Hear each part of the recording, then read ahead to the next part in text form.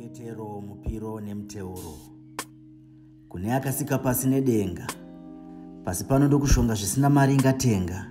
Imari, makomo, nzizi, miti, munhu kwai chero uya unopenga. Makungwa vane rudo chero munhu uya mvura unotsenga. Hazvina ndarama ingatenga izvi. That paper is artificial. Ndarama ndeyenyu saka chii chimwe semunhu chandakazoita chakapenga.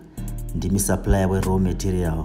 Kumboratidza simba renyu ndosaka kumagumo muchida kuzotonga. Chihwe chitedza. Gomo risina ukwiri kwasisu takati godi tiri panhongonya yaro.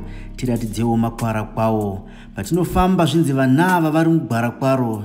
Tinganyebera kutsunga asi tose pano tiri makwara. Nekuti hatigoni kutiza jere, kufirwa nepwere, kurwara kana rwewa tinoda rufu. Tigoti muzuva rakadai kuda kwashe michamakasima maparadza. Chinoita ndivimbe kuti zvandinopira munozvinzwa. Inhau yokuona zvipenyu zvakandikomberedza. Dzando dzamisa fungwa ndoti hapana chingatanga chisina mutangi. Muimbi werumbo pakutanga ndiye muvambi. Kana pane akasika zvandinoona nezvinopinda munzeve zvandinonzwa. Simba iri zvandinodura nemuromo ndakazvirereka ringatadzi kuzvinzwa. Mumutauro wangu ndimi zame. Unkulu pachindevele. Macheso unoti yave. Vamwe mazuva ano vanoti Father God. Tsika dzedu tadzokera pana Adhamu kunomira. Tazviba tareruka tadzokera pakusasimira. Nemadziya dzaananiya naSafira. Vamwe vanhu vangoita mari nemasi vasiri pedyo nemi Mwari. Tinganyebera kutsanangura hapana anoziva nzira dzenyu Mwari. Mwari wengoni ari Mwari wezvirema namapofu. Ari Mwari werudasi ndi Mwari wehondo.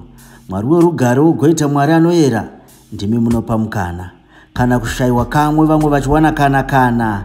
Amumanyiswe, amunonoswe, amuendeswe, amumiswe, amugariswe, mufudze ega asingariswe, amuna manyemwe amuitire kufadza vanhu.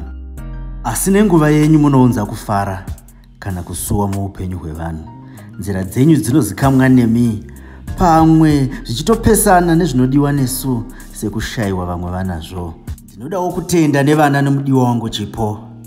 Tinowirirana, tinogarisana uye tatova nemukurumbira. Changu Chipo chandigarisa pazvoto zvisina kugara baba vangu. Chipo changu chandipfekanidza namanzwi chikava shamwari yangu tichiratidza unyanzvi. Ndabara vana gwada vasingagoni ngavagwadame tione mahembe gwada. Ndakaunhuhwidza mukombe kunama. Ndauya kuzofugama kugwadama kuchonjomara. Ndakatsikitsira ndakatarisa kana mudenga. Meso ndakamavhara kana ndakamavhura. Munyengetero, mupiro nemuteuro wangu wagumira pano. Happy World Poetry Day namambo. Gura matunhu chati wedzinoti svikiwe netembo.